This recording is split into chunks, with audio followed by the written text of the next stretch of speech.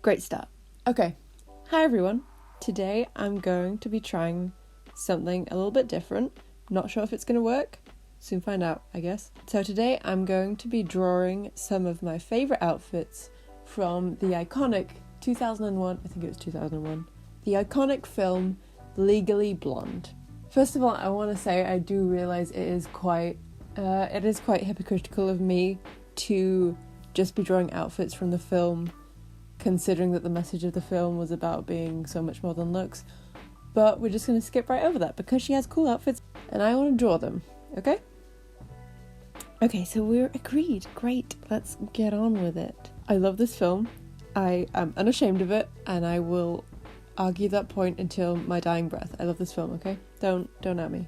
So if you haven't seen the film, it follows the story of Elle Woods, who is like LA Barbie character type, I guess, who gets dumped by her boyfriend because he says that she's not serious enough.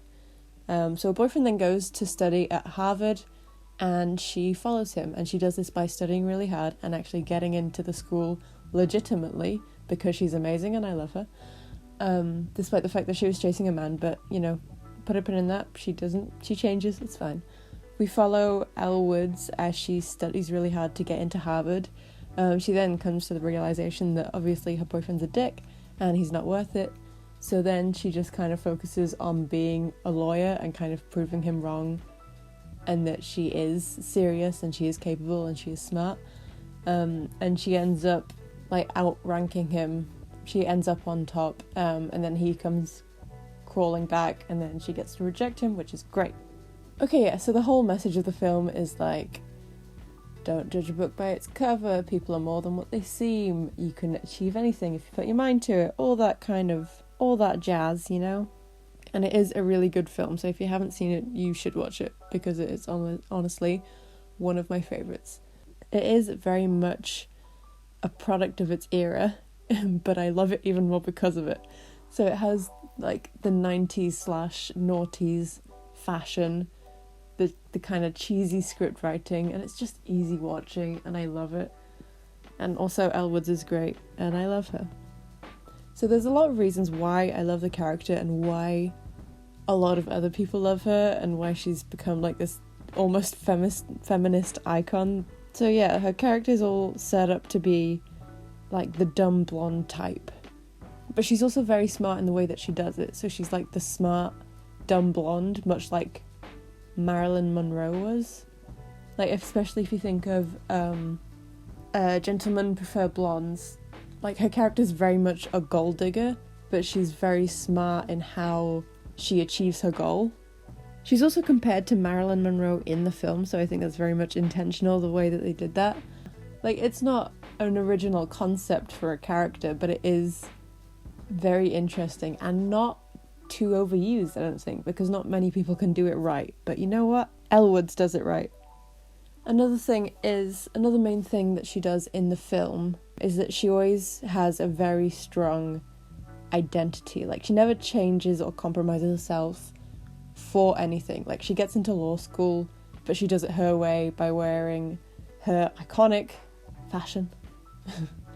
And she never compromises herself in order to be someone else. She just improves herself. Like, if you think of a lot of films where the woman has to like rise to the man's level because of some patriarchal bullshit that's going on. Like, if you think of 9 to 5, for example, that's like quite a feminist film, I guess, you know, because it's like all female leads, they all gang up on this one sexist asshole and take him down. It's a very funny film. If you haven't seen that, I would also recommend. But if you think like the leader of the gang, I guess the strongest one, I forget her name. I know that she plays Frankie in Grace and Frankie, but I can't remember the actress's name. I apologize. But like her character is very much like the strong one, the one that was up for the promotion and the one that got looked over, but she wears like the big blazer with the giant shoulder pads, and the whole thing is just meant to make her look more masculine. like the fashion of the 80s. Like it empowered women, like no doubt about it, but there's like a subtle undertone that in order to feel empowered they have to be more manly.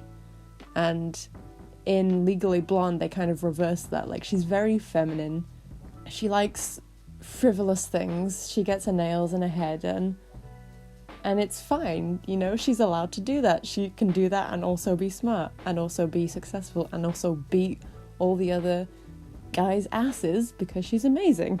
So yeah, it's like she's allowed to like all of these frivolous things without it being a weakness that a man can exploit, which is kind of, I feel like they use that as like an underlying plot line in a lot of films like this.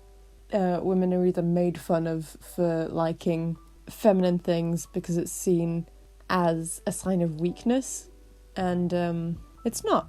That's what this film's message is all about, and I am here for it. She just has this unchangeable sense of self in the film, and I just think that that's a very good message. Another thing I wanted to point out, there at the very beginning when there's the whole studying montage as she tries to get into Harvard, I just thought it was a really good message that all her sorority sisters helped her study, because in a lot of films like this, the individual who's trying to better themselves are kind of shamed for it and encouraged to be like the rest of the pack, to blend in, you know. But Elle Woods is adamant in what she wants, and she's gonna get it regardless, and so all her sorority sisters help her achieve what she wants to achieve, and I just think that's a really good message.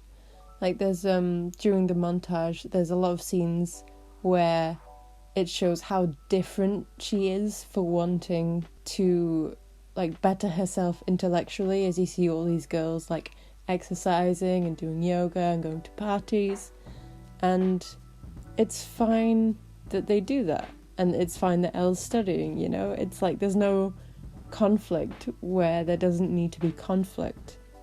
It's okay for different kinds of people to be friends and everyone can get along.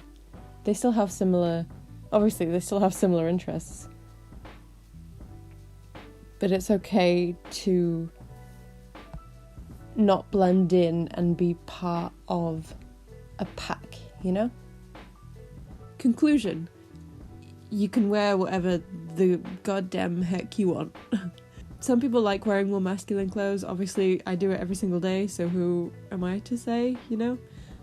Wear whatever makes you feel powerful, whatever makes you feel comfortable, whatever makes you feel most like you.